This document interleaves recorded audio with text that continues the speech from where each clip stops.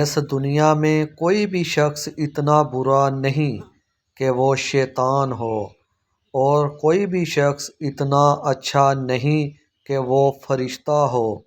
تو درگزر کرنا سیکھیں، محبت کرنا سیکھیں اور معاف کرنا سیکھیں۔ ہمیشہ میٹھے الفاظ بولو تاکہ کبھی الفاظ واپس لینے پڑ جائیں تو کڑوے نہ لگیں۔